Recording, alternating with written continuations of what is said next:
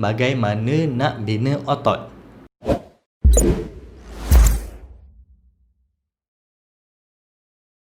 Okay, Assalamualaikum. Welcome back to my channel.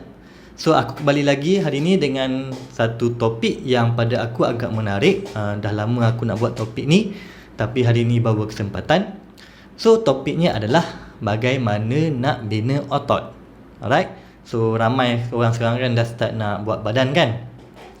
So, sebelum tu aku nak cakap aku bukanlah doktor, aku bukanlah personal coach. Aku share pengalaman aku dan juga kajian aku yang aku boleh kata dalam aku dah ceburi bidang fitness dan bina badan ni dalam 10 tahun lebih lah. Alright. So, aku share dengan korang apa pengalaman aku dan apa yang aku dah buat research lah. So, bagaimana nak bina otot? First kali, yang paling penting adalah korang kena exercise, kena buat senaman, kena workout. Alright. Sebab otot kita ni dia kena stimulate, dia kena push untuk dia grow, untuk dia membesar. Untuk membesarkan otot ni, apakah jenis senaman yang korang buat? Korang kena buat weightlifting, korang kena angkat berat. So, angkat berat ni tak kisahlah sama ada dumbbell ke, barbell ke, mesin ke, ataupun resistance band ke, ataupun yang paling mudah body weight, iaitu pakai badan kita sendiri. Kalau sebab kadang-kadang susah nak pergi gym kan, ataupun tak ada masa nak pergi gym, malas nak pergi gym, nak buat kat rumah je, boleh, tak ada masalah. Korang boleh pakai body weight, badan korang sendiri. Ataupun kalau dekat rumah tu korang boleh pakai macam aku masa PKP tu, aku buat botol air, aku penuhkan dengan air 2-3 botol, aku letak dalam beg and then letak kat belakang, and then buat push up. So tu pun berat juga, tu weightlifting juga. Okay, so tak ada alasan untuk tak boleh buat weightlifting, bukan semata-mata dumbbell. Tapi kalau korang dapat pergi gym, ada dumbbell lagi baguslah. Untuk workout ni, korang kena buat at least dan jangan lebih adalah 3 ke 4 kali seminggu sahaja. Kalau boleh jangan lebih. Nak 5 kali seminggu tu boleh lah, sebab korang kena rest juga. Jangan buat lebih daripada 45 minit. Kalau boleh pun sejam tu max lah. Jangan terlalu lama, jangan terlalu lama. Kalau boleh rehat dalam 30 saat ke 90 saat saja setiap kali korang buat reps tu.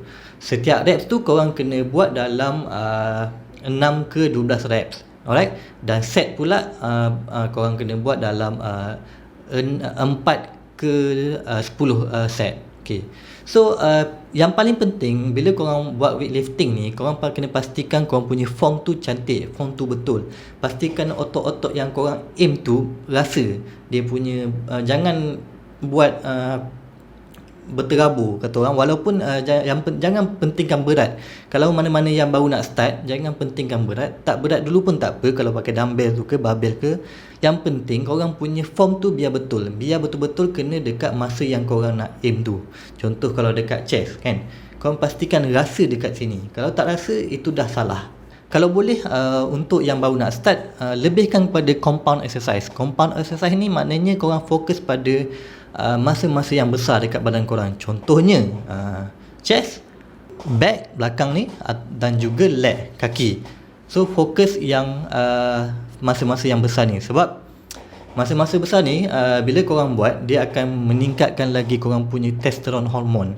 So tu cerita hormon testosterone ni adalah topik lain lah. Tapi dia adalah antara benda yang penting juga untuk bina otot ni. Alright. So tu exercise.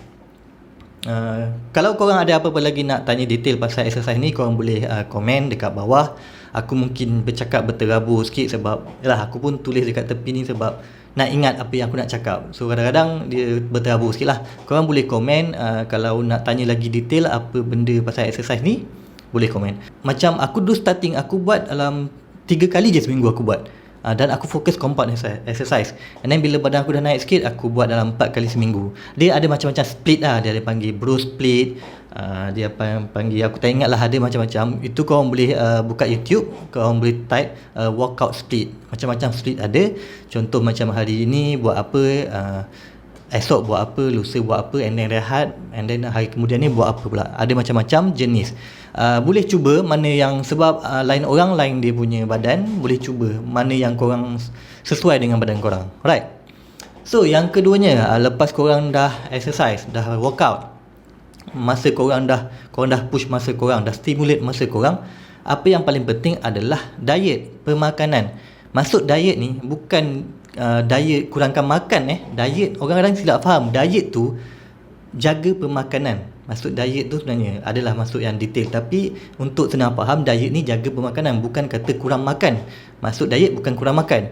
Untuk orang yang nak bina badan, nak bina otot, korang tak boleh, kalau boleh jangan makan kurang daripada biasa. Korang kena makan banyak, tapi jangan terlebih banyak.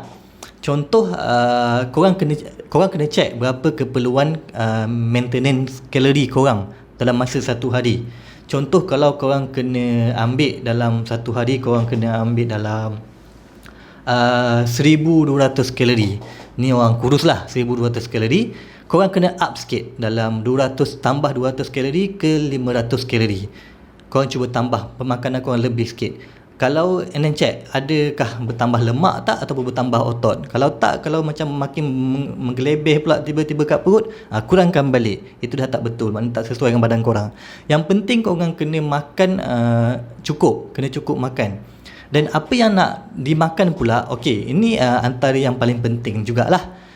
Korang kena cukup makan protein, korang kena cukup fat, korang kena cukup carbs. Right. So Protein ni antara pemakanan yang paling penting bila nak bina otot, sebab dia yang recover muscle korang yang bila korang workout nanti. And then tapi protein ni pula korang jangan terlebih ambil, sebab kalau korang terlebih ambil pun dia akan jadi sia-sia. Nanti pun dia jadi najis je, and then kalau terlebih ambil pun boleh merosakkan buah pinggang. So macam mana nak tahu berapa keperluan protein yang korang ambil untuk bina otot ni? Okey, dia kalau senang kira dia, berat badan korang dalam kg kali 2. Contoh, berat korang 60 kali 2 bermakna 120 gram. Okay, so korang kena ambil protein 120 gram sehari protein. Dengar macam banyak kan sebenarnya, tapi sebenarnya kalau korang ambil satu dada ayam, makan dada ayam tu saja dah mengandungi dalam 50 gram protein. So 2 kali dada ayam dah 100 gram. So tambah korang makan, contoh korang makan pula telur sikit lah. And then kalau nak tambah protein lebih, korang boleh ambil whey protein. Saya cadangkanlah ambil whey protein, tapi jangan terlebih jangan terlebih sangat, sebab tak sesuai pun untuk badan kita. Kalau korang Google dekat Google pun ada korang boleh check berapa nilai protein dalam makanan, berapa nilai protein dalam telur. Korang boleh check. Kalau whey protein pula, kebiasaannya satu hidangan dia ada dalam 25 gram protein. So at least korang ambil 2 kali pun dah cukup satu hari. Tapi kalau boleh korang lebihkan makanan natural lah. Dada ayam, ikan salmon, and then telur pun aku cadangkan telur rebus. Tapi kalau nak sedap, telur separuh masak pun terpulang. Yang penting kalau boleh utamakan makanan natural, tambah whey protein kalau tak cukup. Alright. So itu dari segi pemakanan. And then jangan lupa juga carbs dan juga fat kena ada. Jangan kata bukan kata tak boleh ambil langsung, tapi korang kalau boleh korang kaji ingredient makanan-makanan tu, pastikan fat tu fat yang elok. Dia ada beberapa jenis fat kan. Carbs pula, nasi kena makan nasi kena makan, tapi jangan terlebih makan. Nasi tu di antara carbs yang elok. Carbs yang elok adalah gula jangan ambil lebih. Kalau boleh tinggalkan gula langsung pun bagus sebenarnya. Nasi kena makan untuk penuhkan korang punya keperluan karbohidrat satu hari, tapi jangan terlebih. Right. So tu dari segi pemakanan.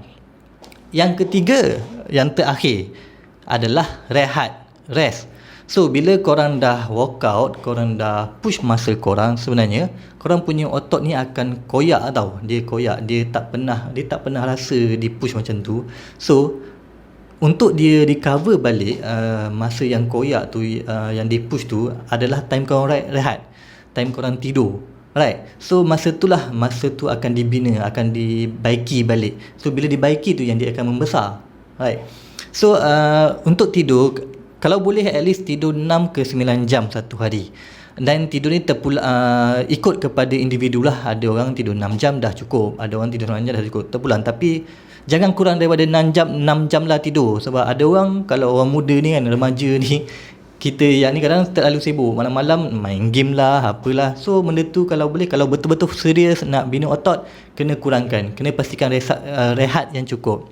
Alright. And then dengan kata lain juga, korang tak boleh workout dan exercise setiap hari. Korang kena selang-seli. Kalau boleh kena rehat, kena workout and then rehat. Sebab tu tak disarankan tak disarankan terlebih dari 5 kali sehari dalam satu minggu. Kalau boleh paling banyak pun 5 tu paling banyak lah. Kalau boleh 3-4 pada aku. Kalau baru start, buat 3 kali je seminggu, and then up sikit 4 kali seminggu workout, and then boleh buat 5 kali seminggu, and then yang penting rehat. Okay, so tu 3 perkara asas dan yang paling penting untuk korang bina otot.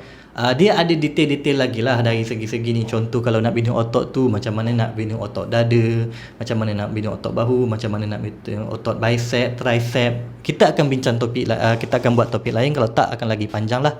Yang penting korang kena ingat benda ni, 3 perkara asas ni untuk bina otot. Alright, so itu saja daripada aku. Apa-apa kalau ada soalan, ada nak aku cover apa-apa topik, boleh komen dekat bawah. And then jangan lupa tolong like dan subscribe video ni dan channel ni. Sekian, terima kasih.